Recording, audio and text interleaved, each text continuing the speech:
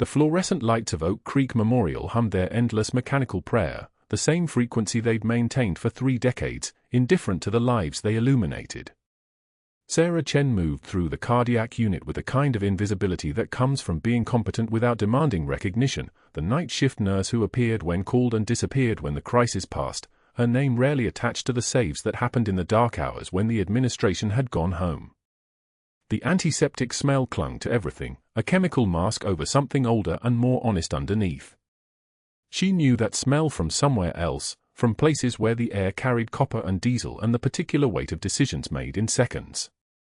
Her hands knew things her life in Denver pretended not to remember. The tremor that sometimes visited her fingers at 3 in the morning, that was just exhaustion, she told herself. Just the price of double shifts and not enough sleep. She'd sewn the unit patch into the lining of her jacket 3 years ago, back when the memory still felt sharp enough to draw blood.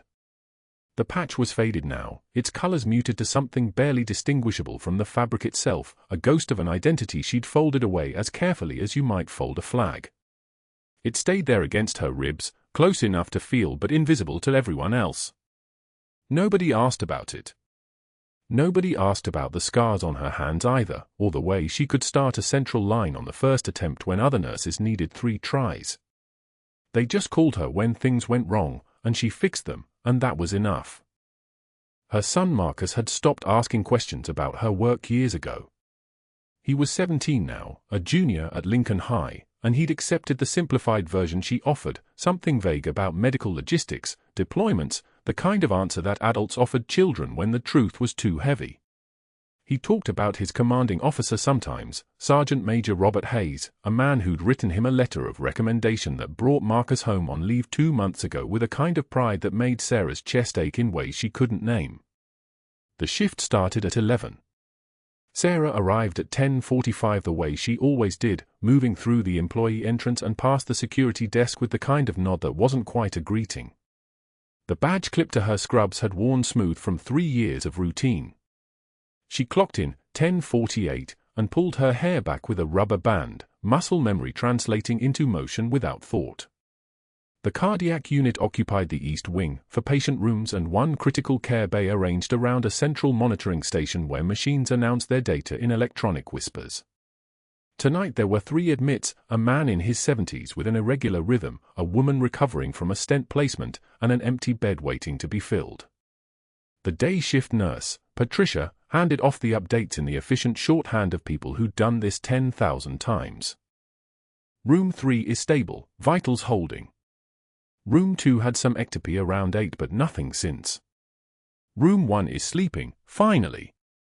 And the ER is sending up a possible AMI, they're still running diagnostics but they wanted a bed ready. Sarah nodded, processing the data the way some people processed language. The numbers told her stories.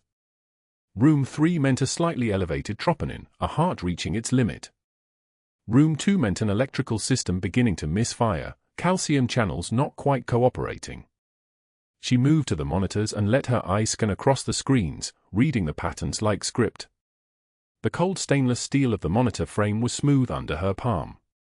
She'd touched steel this cold in other places, in other lights that weren't fluorescent, holding onto railings on ships while the ocean tried to kill her, and she held onto consciousness the way a drowning person holds onto wood. The tremor in her hand came and went. She breathed through it. Just exhaustion. Just the night shift. One of the other nurses, Derek, was charting at the desk. He glanced up as Sarah approached the medication station to count out the night's supplies. "Long one?" he asked. "They're all long," Sarah said, her voice carrying the practiced quietness of someone who'd learned not to take up space with her words. "You need me to stay for anything?" "Nah, we're good." "Oh, wait, hey, before you start. That patient you stabilized on the highway 2 days ago? The one they said you pulled out of that overturned truck?" Sarah's hand stilled over the medication drawer. The incident had been textbook, I-70 westbound, near the mile marker for Gene C., a pickup truck folded against the guardrail like paper. The driver was a silver-haired man in his 60s, clutching his chest and gasping, his eyes wide with the particular panic of someone whose body had suddenly become a traitor. She'd pulled her Honda to the shoulder without thinking about it, the way you don't think about catching a falling child. Stabilized his airway, got him positioned, kept his vitals steady until the ambulance arrived. That was the job. That was what you did. He's admitted to ICU, Derek continued. Seems like cardiac tamponade was starting, something about a missed laceration on the coronary artery. They're saying if he'd waited another hour for someone else to find him, he wouldn't have made it. Word is he's some kind of military guy. Important, maybe. Sarah absorbed this information without reaction. Is he stable? For now. They're talking about him coming down to our unit later depending on how overnight goes. She didn't ask more. She finished counting the medications and moved through the remaining preparations with the kind of attention that made things happen quietly. By midnight, the unit had settled into its nighttime rhythm, the hum of machines, the soft beep of monitors, the occasional call light that meant someone's anxiety had spiked and they needed reassurance that they hadn't died in their sleep. It was 2:06 a.m. when the ER called with the update on the highway patient. Stable enough to move. Bed 4, the critical care bay, was being set up now. Sarah reviewed the updated chart. Robert Hayes, age 64, USMC rank Sergeant Major, currently retired but consulting with something classified enough that the paperwork had redacted sections. The name settled into place in her mind like a key finding its lock. She'd heard this name before. Marcus had mentioned him with the specific respect that teenage boys used for men who seemed to contain universes. She prepared the room the way she prepared all rooms, with the precision of someone who understood that small details separated lives from bodies. The monitor leads were arranged. The defibrillator pads were positioned. The medication tray was organized with everything arranged in the order she'd need it, should things go wrong. And things often went wrong in the hours before dawn. At 3:22 a.m., they brought Hayes up from ICU. He was conscious, though medicated, his eyes tracking movement with the alertness of someone whose training had taught him to always know where exits were. When he saw Sarah checking his for placement, something shifted in his expression, recognition, or something like it. "You," he said, his voice still rough from the breathing tube they'd had down his throat. "You're the one from the highway." Sarah didn't pause in her work. "Just doing the job," she said quietly. "More than that," Hayes said. He tried to move his arm toward her and winced at the pain.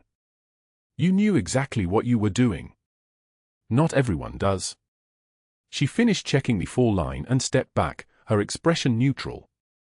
This was familiar territory, people in crisis wanting to credit you with heroics, wanting to make meaning out of survival.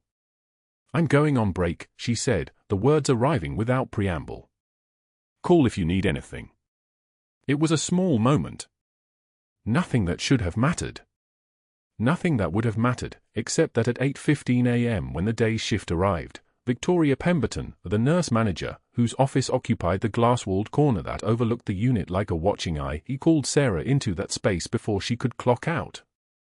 The chief of staff was there too, standing with his arms crossed, his face arranged in the expression of someone who'd already decided what he thought about you.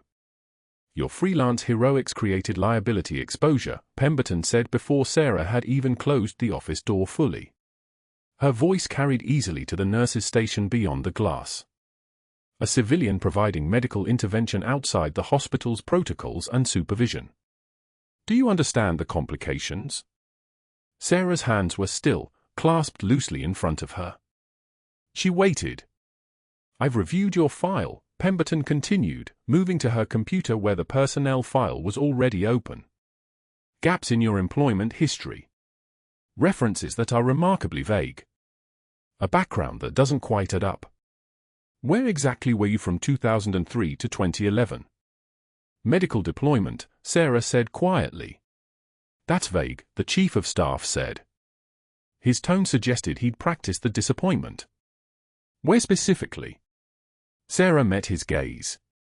Her voice didn't waver, but she felt something in her chest settle into a shape it had learned long ago, the shape of being questioned, of having her right to privacy treated as an admission of guilt. "Classified assignments. If you need verification, I can provide contact information for the organizations involved."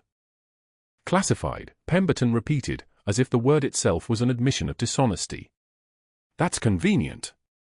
You understand how this looks?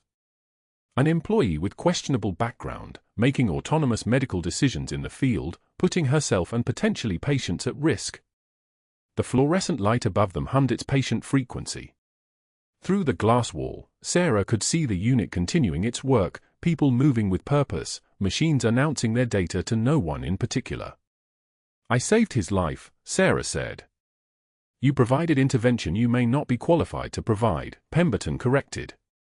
You took action that was outside your scope of practice, and now we're liable if anything goes wrong with his care. Is that what you wanted? To be a hero? Sarah didn't respond. She'd learned long ago that some questions weren't actually asking for answers. They were asking for you to accept a narrative, to let someone else write the story of who you were. For now, Pemberton said, you're restricted from taking any additional patients while we investigate this matter further. You'll stay on light duty. And Sarah? Next time you see someone on the side of the road, you call 911 and you drive past. Are we clear? Yes, Sarah said. The word came out steady as a pulse. She turned and left the glass-walled office without waiting for dismissal, moving back toward the unit where the morning shift was already settling in, already beginning their handoffs, already moving through the protocols that governed everything. No one looked at her as she passed. That was the particular skill of people who'd learned not to acknowledge someone's shame, the shared understanding that to look was to make it real. The break room smelled like microwaved leftovers and stale coffee. Sarah sat alone at the corner table, her wilted salad untouched in front of her, when 3 nurses from the cardiac unit walked in mid-conversation. They didn't see her at first. Then they did. The talk stopped mid-sentence. Chen, one of them had started to say, and then they all looked at each other with that particular shared understanding, the kind that comes from a hierarchy being suddenly clarified. They stood without finishing their sentences. Without excuses. Without eye contact. They simply left, their shoes clicking on the tile in perfect rhythm as they passed her chair. Sarah didn't move. She didn't reach for the salad. She watched the space where they'd been standing and let exactly 5 seconds pass. Then she took one slow breath and stood. The cardiac unit was running at half capacity, 2 nurses at the station, 1 doctor reviewing charts in the corner office. The fluorescent lights hummed their usual mechanical drone. Sarah moved toward her locker, past the medication station, and that's when she saw it. A white sheet of paper pinned to the public bulletin board beside the staffing assignments and infection control notices. Her name was at the top. Dr. Hargrove's handwriting. Clinical. Precise. Damning. The write-up listed specific dates, times, and credibility concerns regarding background verification. It recommended immediate review of her credentials pending investigation. The language was careful, nothing false enough to be actionable, everything vague enough to be devastating. It was the kind of document designed not to prove she'd done something wrong, but to make it impossible for anyone to believe she hadn't. Sarah read it once. Then she felt Hargrove's presence before she actually turned to look. He was standing at the far end of the unit, near the supply room, watching her read. There was anticipation in his posture. The satisfaction of a man who'd pressed a button and was waiting for the explosion. She pulled the paper from the board. She turned to face him across the length of the cardiac unit, the ventilators humming softly in the background like a soundtrack to institutional power. He waited. His expression was composed, almost pleasant, the way a hunter looks when he's confident the trap has already snapped shut. Sarah walked toward him. She didn't rush.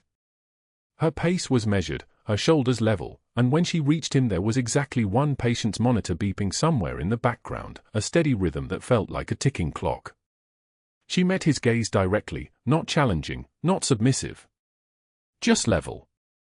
Just clear. I've been questioned by people far more dangerous than you, she said quietly, and I'm still here. It was exactly 10 words. No tremor. No defiance. Just a statement of fact delivered with the kind of calm that comes from having already survived things he couldn't imagine. His face tightened. For just a moment, barely a fraction of a second, she saw something shift in his eyes. Uncertainty. The briefest flicker of a man realizing he might have miscalculated. Then it passed, and his expression hardened back into certainty. "We'll see how long that lasts," he said. By 8:24 a.m., Dr. Hargrove had made 4 phone calls. The first was to James Sterling, the hospital's chief of staff. The second was to Dr. Margaret Sutton, a board member whose son Hargrove had helped place at Johns Hopkins. The third was to the State Nursing Oversight Committee, filing a formal complaint about credibility gaps and background inconsistencies. The fourth was to Mountain Valley Rural Clinic in Eagle, Colorado, where Sarah had worked for 8 years before transferring to Denver, asking detailed questions about her employment history and whether she'd ever mentioned prior military service. He didn't do this frantically. He did it methodically. Like a man activating a network he'd spent years cultivating. A call here, a favor there, names exchanged like currency. That was Hargrove's power, not his own authority, but his ability to summon it from everywhere else. He had connections that reached into hospital administration, state regulatory bodies, and personnel offices in rural towns 3 hours away. He had a web, and Sarah had given him a reason to activate it. By 10:13 a.m., the day shift was arriving for change of shift. Dr. Hargrove was waiting in the cardiac unit when they came in, his timing precise. He stood near the nurses' station where everyone would pass, where no one could claim they hadn't heard what he was about to say. Sarah was updating a patient's chart at the far end of the bay. She didn't look up, but she heard him.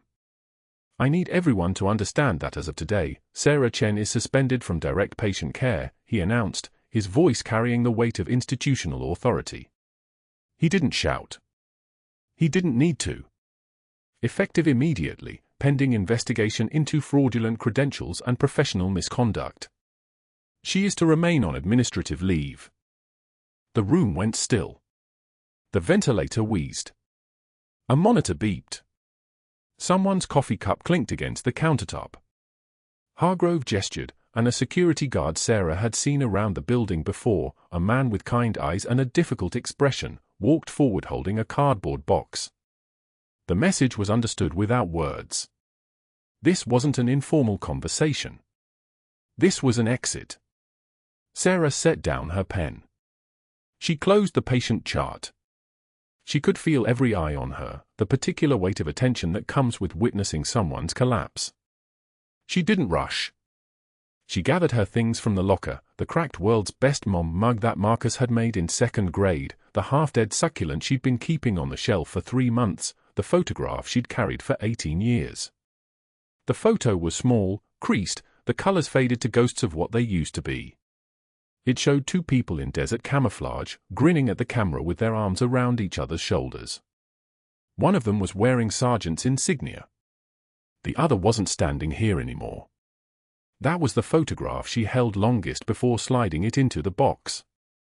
The security guard's expression didn't change, but something flickered across his face when he saw it. Recognition of something, though he wouldn't know what. Sarah met his eyes briefly and gave him a single nod. He nodded back. She walked out of Oak Creek Memorial at 10:22 a.m. on a Tuesday in October, carrying a cardboard box that contained 18 years of trying to be someone other than who she was. The rain had started, not heavy, just steady, the kind that soaked through fabric and chilled skin within minutes. By the time she reached the bus stop on Colfax Avenue, her scrubs were clinging to her shoulders and the box was growing damp. The shelter at the bus stop offered no real protection. The rain hammered against the plastic roof like applause for a performance nobody wanted to see. Sarah sat on the bench and looked into the box. The photo was there. The mug was there. The plant was dying, its leaves turned papery and brown. Everything that was supposed to represent her civilian life gathered and presented back to her as evidence of how thoroughly she'd failed to become someone normal. A bus pulled up. She didn't get on it. The next one came 20 minutes later. She still didn't move. She just sat there in the rain, holding a box of evidence, until her phone rang. The cardiac monitor's steady rhythm flatlined into a shriek at 6:22 a.m. Sergeant Major Hayes's pericardium was filling with blood, a coronary laceration the first surgery had missed, his heart drowning in its own fluid while the ICU resident stood frozen, staring at the monitor as if the numbers might rearrange themselves if she waited long enough. 42 seconds of silence. The ventilator wheezed its mechanical rhythm while the resident's hands trembled at her sides, her mouth opening and closing without sound. Sarah was 3 beds down, checking a post-op patient's drain output, when she heard it.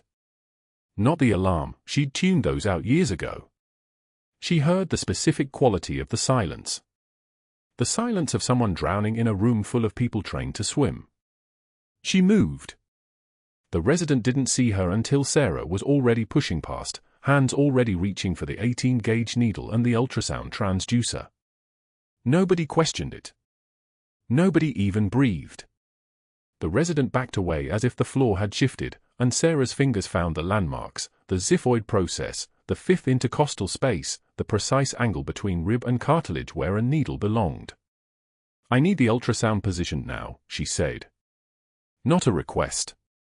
The words came out in a voice that didn't belong to the night shift nurse who apologized for using the wrong supply closet. This voice dropped an octave. This voice moved people. The transducer tech scrambled. Sarah's hands weren't shaking. The trembling wasn't fear. The trembling was restraint, the restraint of someone who'd done this in worse conditions, in a sandstorm outside Tikrit with nothing but a field kit and a dying Marine whose name she'd never learned. She'd held his hand while his pericardium filled, and she'd talked him through the procedure in a voice that sounded exactly like this, calm as anesthesia, steady as a surgical laser. The ultrasound bloomed on the screen. There. The fluid collection. Dark and massive around his heart, crushing it, stealing his rhythm. Sarah's fingers moved on their own, muscle memory pulling the protocol from somewhere deeper than training. The needle advanced through skin, through fascia, through the thin pericardial membrane that separated him from death. O2 sat 68 and dropping, the respiratory therapist called out. His voice cracked with panic. The needle breached the membrane. The hiss of air escaping.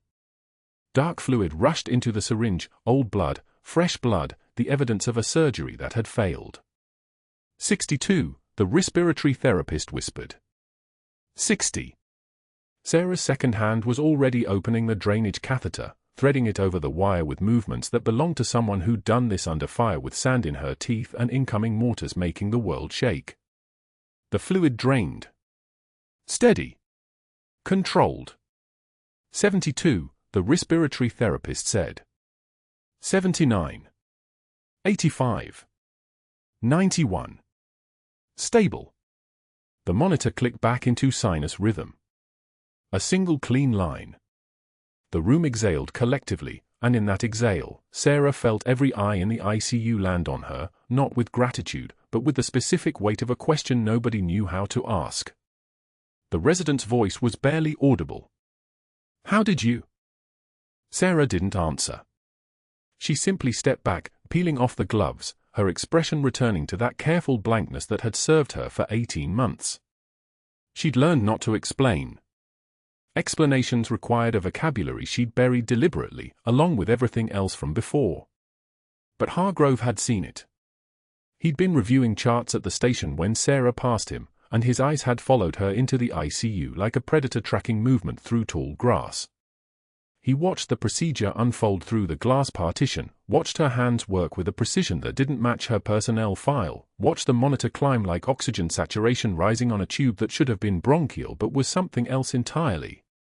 By 7:15 a.m., while Sarah was documenting the pericardiocentesis in the system, Hargrove was already making calls. The first was to Dr. Mercer, the chief of staff, the man with the crossed arms and the office overlooking the parking lot. "We have a problem," Hargrove said. His voice was sharp, controlled. "One of the nurses performed emergency cardiac surgery this morning without authorization. Interventional cardiology procedure. The resident should have called me first."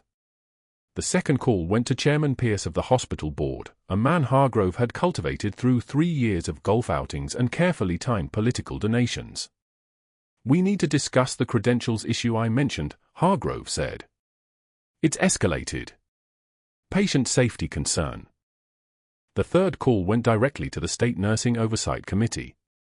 I'm calling to report a potential credential fraud situation, Hargrove said, his voice weighted with the specific gravity of a professional obligation. One of our registered nurses performed a procedure that suggests training outside her stated background. No license annotation, no credentials on file. We're going to need an immediate investigation. 42 minutes later, Hargrove made one more call, to the rural clinic where Sarah had worked for 7 years before Denver. The head nurse there, a woman named Patricia who'd written Sarah's reference, answered on the second ring. Patricia, it's Victoria Hargrove from Oak Creek Memorial. We're doing a credentialing review on Sarah Chen, and I'm noticing some gaps in her employment history. Before your clinic, there's nothing. 8 years just absent. And you know how these things are, insurance companies get nervous about unexplained gaps. Patricia's voice came back smaller than before. She worked hard for us. She was an exceptional nurse. I'm sure she was, Hargrove said. But exceptional nurses don't usually have blank years in their resumes. Do they?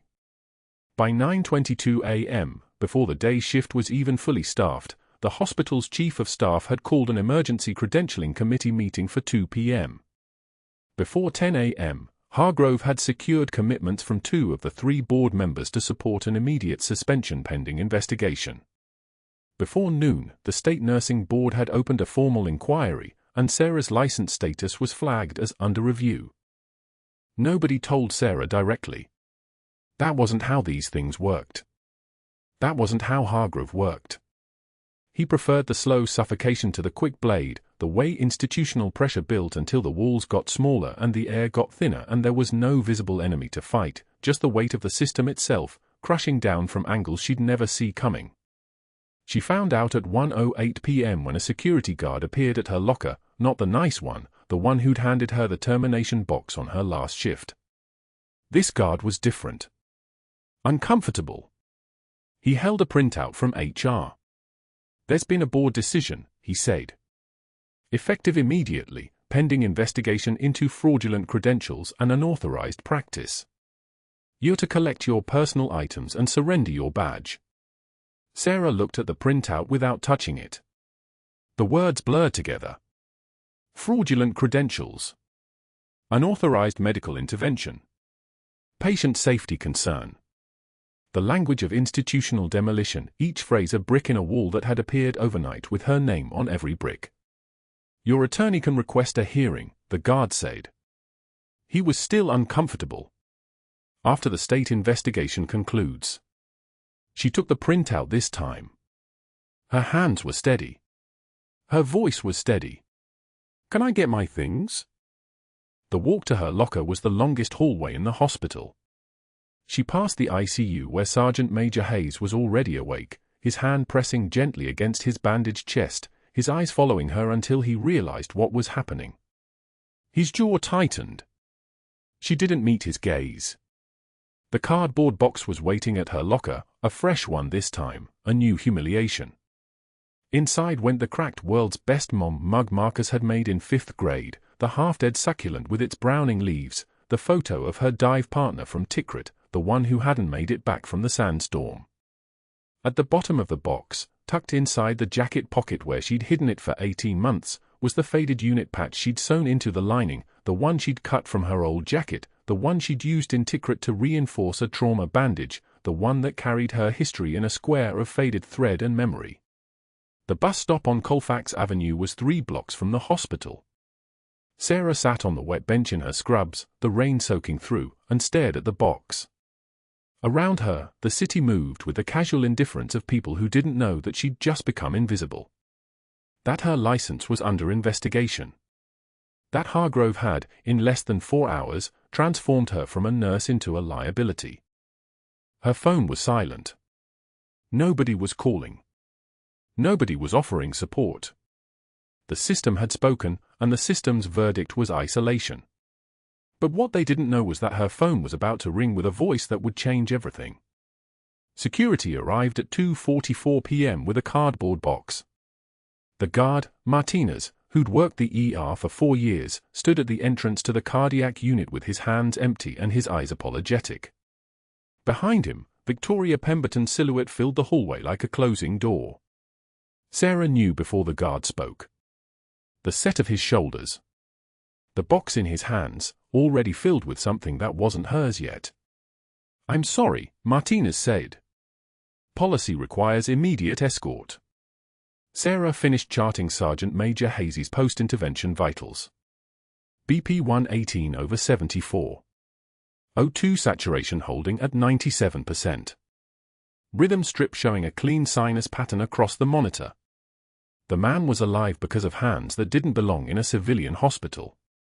Hands that had learned their trade in a sandstorm outside Tikrit where a field kit and adrenaline were the only luxury you got. She pulled off her badge. The laminated ID with her photograph, the name everyone knew, the credentials that were apparently all fiction. The badge felt lighter than it should. She set it on the counter and stepped toward the locker room without a word. Pemberton didn't follow her. She didn't need to. The walk to the employees' lockers was 147 steps. Sarah counted them the way she counted everything now, the medication intervals, chest compression depth, the milliseconds between survival and nothing. 147 steps through corridors where she'd walked for 3 years without anyone asking who she really was. The locker was narrow. Grey. One of 40 identical units in a room that smelled like stale coffee and industrial disinfectant. Sarah opened it and found the items of her constructed life arranged on the shelf like evidence in a trial. The cracked World's Best Mom mug that Marcus had given her for Mother's Day when he was 9. The glaze was chipped on the handle from the time she dropped it in the hospital break room, a moment of distraction that never happened in the field. The succulent plant, half dead and brown at the edges, because even plants required attention she couldn't always give. And the photograph. The photograph was tucked behind the plant. A woman in a Navy working uniform, dark hair pulled back tight, arm around a dive partner with the kind of smile that came from knowing you'd just survived something impossible together. That woman's name was still classified in official records. Her partner's name was inscribed on the Vietnam Veterans Memorial even though she died 17 years after the war ended, in a bathtub in San Diego at 3 a.m. with a bottle of pills and a note that just said, "Can't see anymore." Sarah placed all 3 items into the cardboard box. The mug made a soft clink against the bottom. The plant ceramic pot fit perfectly in the corner, dirt spilling onto the sides. The photograph lay on top, the woman's face looking up at the fluorescent ceiling lights. Martinez was waiting outside the locker room. His eyes didn't meet hers. "I'm not allowed to say anything," he said. "But for what it's worth." "Don't," Sarah said. "Thank you, but don't." She carried the box through Oak Creek Memorial's front entrance at 3:16 p.m. The rain had started sometime between the pericardiocentesis and the firing. Not a gentle rain. A rain that hammered the concrete like judgment. Her scrubs were already soaked where they stuck to her ribs, and the cardboard was beginning to soften at the bottom, threatening to give way before she reached the bus stop. The bus stop on Colfax Avenue was a metal shelter with 3 sides open to weather. 2 other people waited there, a woman in a winter coat checking her phone, a man with a canvas bag and nowhere else to go. Sarah sat on the bench and placed the box beside her. Rain slicked the metal seat. Her scrub pants darkened to navy as they absorbed moisture. She was still wearing her work shoes, the ones with the cushioned sole designed for 12-hour shifts. They'd never been intended for this. She pulled the photograph from the box. The woman's face was still clear despite 18 years of being tucked behind a plant. Chief Petty Officer Danielle Reeves. 28 years old when the photograph was taken. 31 when she decided she couldn't do it anymore. Sarah's hands didn't shake. That wasn't how it worked. The trembling happened somewhere deeper, in a place that had learned long ago not to show itself. Pain is data, she'd taught Marcus when he was 8 and scraped his knee on the driveway. Pain tells you something's wrong. You acknowledge it. You treat it. You move. She set the photograph back in the box and stared at the rain hitting the pavement. $3.87 in her wallet. The rental lease on her apartment was due in 12 days. The question that had been forming in her chest all afternoon finally reached her throat. Maybe Pemberton was right. Maybe the background that didn't quite add up was exactly what it looked like, a woman who'd hidden something so broken that she couldn't be trusted with anything else. The rain intensified. The woman with the winter coat left. The man with the canvas bag pulled a newspaper over his head. Sarah sat motionless, letting the water run down her face in ways that had nothing to do with tears, because soldiers didn't cry and she was still a soldier even when no one knew her name. A car passed. Then another. Headlights carved white paths through the grey afternoon. Her phone sat in her scrub pocket, silent. No voicemails. No calls from colleagues. No messages from Marcus asking about her shift. He was at lacrosse practice until 6. He didn't know yet that the woman he'd known his entire life had ceased to exist at 2:48 p.m. in a hospital hallway. She almost threw the photograph away. The box was already falling apart, and the trash receptacle was 6 feet away. One motion. Watch it land. Imagine the rain erasing it. Problem solved. But her hand didn't move toward the trash. It moved toward the box's interior, where she found the unit patch, faded to almost grey now, threads coming loose at the edges, that she'd cut from her old navy jacket lining 15 years ago. The one with the insignia she'd worn the day she saved Danielle Reeves's life in Tikrit and learned that saving lives wasn't always enough. The patch that Sergeant Major Hayes had seen when she was stabilizing him on the highway. The patch he'd reached for when she'd used it to seal his trauma wound because a field kit and adrenaline were still the only luxury you got. She pressed the patch against her chest. Through the soaked scrub top, through the cotton beneath, through skin that remembered every deployment, every extraction, every moment when the quiet ones were the ones holding it all together. And then, somewhere above the rain and the traffic on Colfax, Sarah heard it. The distinct percussion of helicopter rotors, distant at first, then growing closer. No civilian helicopters landed at Denver General. No emergency flights. The sound was wrong for this neighborhood, this hour, this moment when a woman in wet scrubs sat alone with a failing plant and a photograph of someone who couldn't stay. The rotor wash grew louder. Closer. The woman at the bus shelter looked up. The man with the newspaper checked his phone. Sarah kept her eyes on the photograph, on the woman's face that hadn't aged a day since the moment someone had pressed the camera button in a moment of impossible peace. The sound of the helicopter stopped changing distance. It had arrived. The woman with her winter coat was staring now, toward the direction the sound had come from. Even through the rain, even from the bus stop on Colfax Avenue, Sarah could hear something new beneath the rotors, the unmistakable sound of boots on pavement, moving in formation, heading toward the shelter. She had no idea what was about to walk through that rain. The boots came first. Wet against the rain-soaked pavement, moving in perfect formation down Colfax Avenue. 17 pairs. No, 50. The hospital lobby doors shoved open with the force of someone who hadn't been asked, just decided, and Marcus Chen stood soaked through his school hoodie, 17 years old, holding a shadow box like it weighed 1,000 pounds. Inside the executive conference room on the 4th floor, the fluorescent panels hummed. The hospital board sat at a mahogany table that cost more than Sarah's annual salary. Dr. Hargrove leaned back in his chair, arms crossed, face arranged in the expression of a man who'd just won. Victoria Pemberton stood beside him, vindicated. The chief of staff reviewed paperwork with the air of someone executing a foregone conclusion. Then the doors opened. Marcus didn't knock. Didn't ask permission. He walked straight to the center of the table in wet Adidas sneakers and placed the shadow box down like a detonation. His voice cracked on the first word. My mom is Senior Chief Petty Officer Sarah Chen. They need to see these.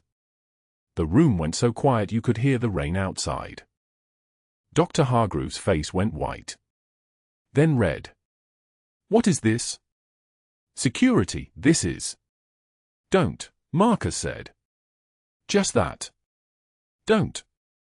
And something in his 17-year-old voice, something he didn't even know he had, made Hargrove's jaw snap shut. The night shift charge nurse, Yolanda, her hands trembling, reached across the table and opened Sarah's personnel file. The one she'd carried since 6 a.m. The one she'd been told to use as documentation for the termination. She read aloud, her voice getting smaller with each sentence. Navy Cross. Silence. Silver Star. Silence. Second Silver Star. The paper rattled in her hands. Purple Heart. Purple Heart. An commendation for medical excellence in, she couldn't finish. She looked up at Dr. Hargrove. In Tikrit. The door opened again. Sergeant Major Robert Hayes stood in the threshold in dress blues, his left arm immobilized in a sling, his uniform pressed so sharp it looked like it could cut. Behind him, 49 Marines formed 2 silent rows down the entire hallway. They didn't move. Didn't speak. They just stood there, dress uniforms, boots polished to mirrors, watching. Hayes stepped into the conference room. His voice when he spoke was the sound of 20 years of command authority distilled into single words. Senior Chief Chen ran trauma response for MARSOC in Tikrit. Trained half the corpsmen in this room's commands. Pulled me out of an ambush that killed 3 of my men. The woman in your personnel file saved my life 72 hours ago with a technique I've seen taught at one other hospital in the United States. Bethesda Naval Medical. Where she was decorated. He turned to face Hargrove directly. You fired the most decorated trauma medic you will ever meet to protect your own reputation. That's information you can use however you want. But she doesn't work for you anymore. She works for the United States Marine Corps. And we're taking her home. An FBI field liaison stepped through the door, badge out, credentials flashing. Bureau credentials. Not local. Federal. He carried a manila folder sealed with red tape. Dr. Hargrove, Victoria Pemberton, the liaison said, reading from the folder. Sarah Chen was declared dead in official records on November 18, 2019, as part of Operation Clean Slate Protection Protocol. Her team disrupted an assassination network targeting 3 federal judges. She's been operating under civilian identity with coordinated reintegration scheduled for 6 months from her recovery from PTSD-related discharge. The liaison's eyes found Hargrove's. You just terminated a witness under federal protection. You removed her from a medical situation where her expertise was required. You attempted to discredit a service member's credentials to a state licensing board. He opened the folder. Photographs spilled across the mahogany table. Tikrit. Dusty. Bodies. Medical interventions that looked like something from a war movie. You also attempted obstruction of a federal protection protocol. That's a felony. The color didn't drain from Hargrove's face. It hemorrhaged out. His mouth opened. Nothing came out. His hands uncrossed. Came down flat on the table. One of them was shaking. The same security guard who'd handed Sarah her cardboard box that afternoon stepped into the room.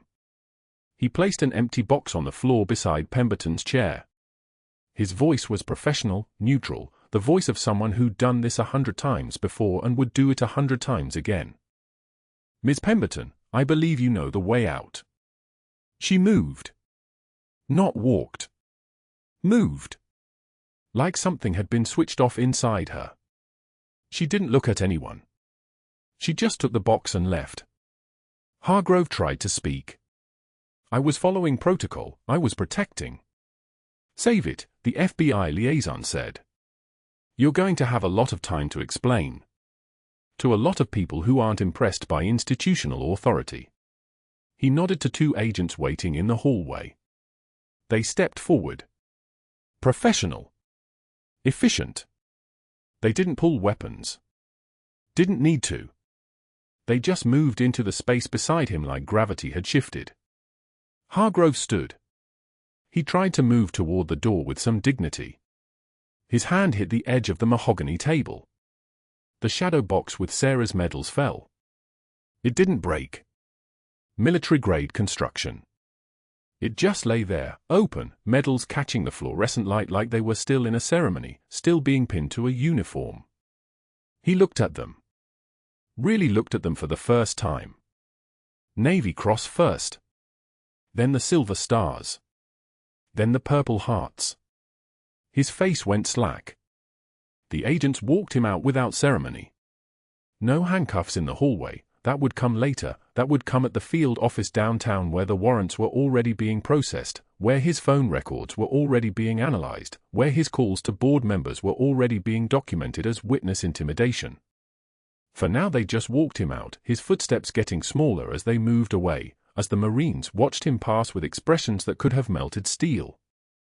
6 months later, Dr. Hargrove was selling supplemental insurance policies from a folding table outside a strip mall on the south side of Denver. The name tag read Steve. When patients called him doctor, he flinched.